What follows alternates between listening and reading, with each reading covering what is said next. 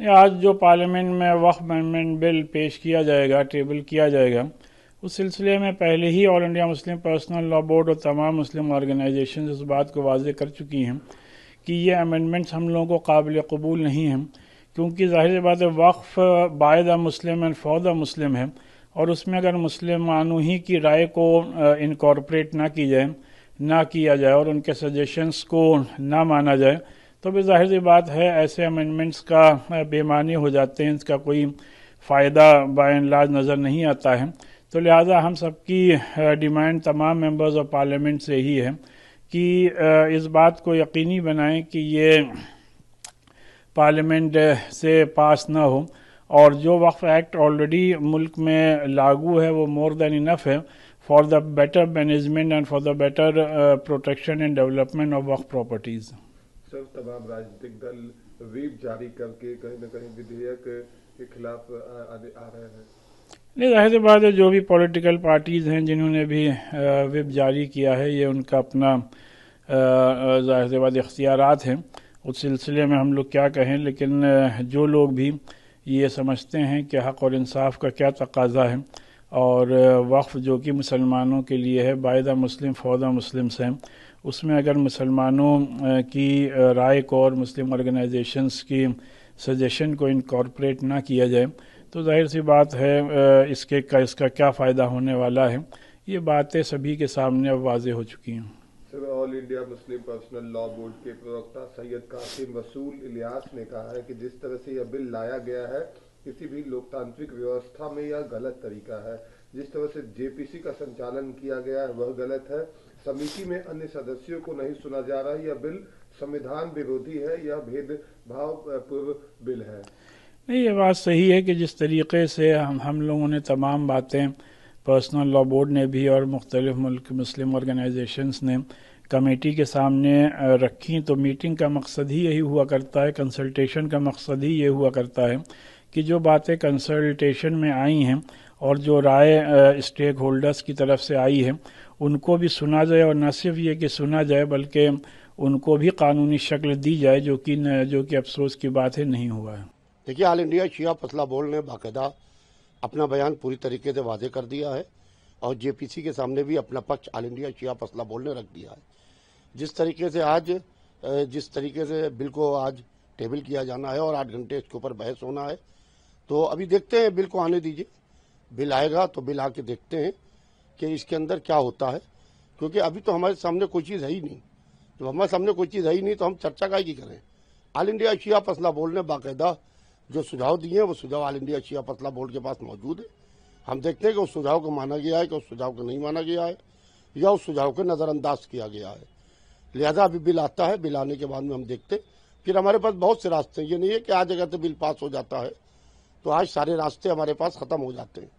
सारे रास्ते ख़त्म ना होकर हमारे पास में अभी बहुत से रास्ते हैं, उन रास्तों के ऊपर विचार किया जाएगा। कुछ राजनीतिक दलों ने व्हीप जारी किया है और बिल का कहीं न कहीं विरोध किया है। देखिए, जहां तक के बिल के विरोध की बात है, जो राजनीतिक दल कर रहे हैं वो अपनी राजनीतिक रोटियां सेकने की बात कर रहे हैं। पूरी तरीके से जो व्हिप जारी करके रोटियां सेकने की बात कर रहे हैं। और मैं बाकायदा ये बात कहता हूं कि देखिए, सत्ता की पार्टी है, पार्टी का सत्ता में पूरा पूर्ण बहुमत है हाउस के अंदर। लिहाजा जब पूर्ण बहुमत है तो मैं ये समझता हूं कि इसके ऊपर उधम चेकड़ी करने से कोई फायदा नहीं है। बिल पूरी तरीके से पास हो जाएगा। अभी बहुत से रास्ते खुले हुए हैं, उस रास्तों को देखना पड़ेगा। Sir, all India Muslim personal law board के प्रवक्ता सैयद कासिम रसूल इलियासी ने कहा है कि जिस तरह से यह बिल लाया गया है किसी भी लोकतांत्रिक व्यवस्था में यह गलत तरीका है। जिस तरह से जेपीसी का संचालन किया गया है वह गलत है। समिति में अन्य सदस्यों को नहीं सुना गया है। यह बिल संविधान विरोधी है, यह भेदभाव पूर्ण बिल है। देखिए, जहां तक कि all India Muslim personal board का सवाल है, मुस्लिम पर्सनल बोर्ड अपनी राय रख रहा है, और मुस्लिम पर्सनल बोर्ड ने प्रदर्शन किया पूरी तरीके से, मगर उन्होंने अपनी पूरी राय जो रखना चाहिए थी प्रेस कॉन्फ्रेंस करके वो नहीं रखी। आज जिस दिन बिल टेबल होने जा रहा है, बिल पेश होने जा रहा है, उस दिन वो अपनी राय रख रहे हैं, तो उस वक्त उनकी राय को कौन सुनेगा। ये कम से कम 1 हफ्ता 10 दिन पहले की बात थी कि 1 हफ्ता 10 दिन पहले प्रेस कॉन्फ्रेंस करके बाकायदा अपनी राय को रखना चाहिए था। मगर अब ये बिल आ जाने दे, जब बिल आ रहा है तो उसके बाद में देखते हैं। अभी हमारे पास सुप्रीम कोर्ट का दरवाज़ा है, सरकार से पुनः विचार का दरवाज़ा है, बहुत से दरवाजे हैं, उन दरवाजों को अभी खटखटाया जाएगा। लिहाजा इस पर घबराने की और परेशान होने की जरूरत नहीं है।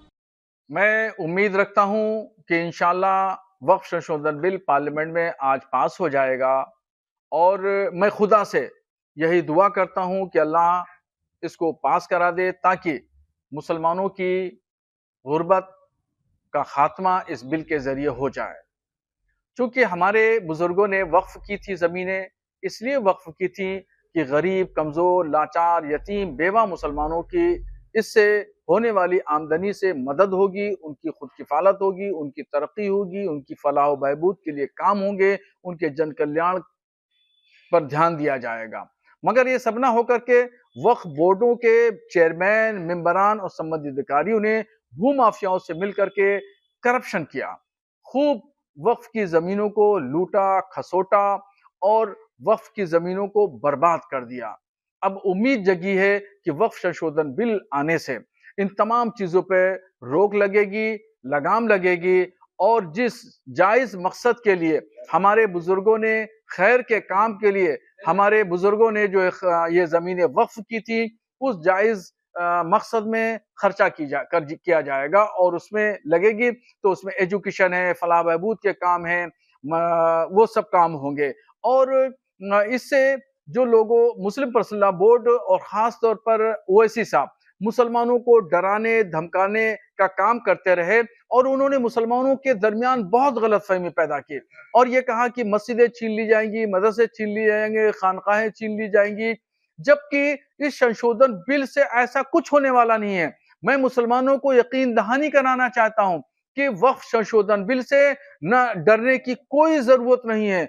मस्जिदों को, मदरसों को, खानकाहों को, ईदगाहों को, कब्रिस्तानों को कोई खतरा लायक नहीं है, बल्कि इससे और तरक्की मिलेगी।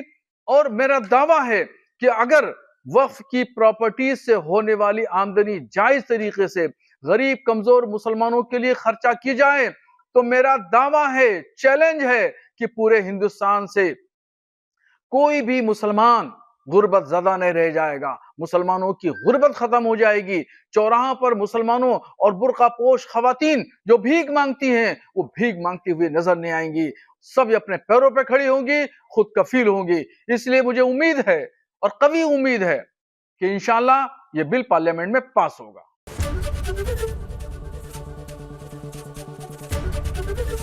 एबीपी गंगा, खबर आपकी, जुबान आपकी।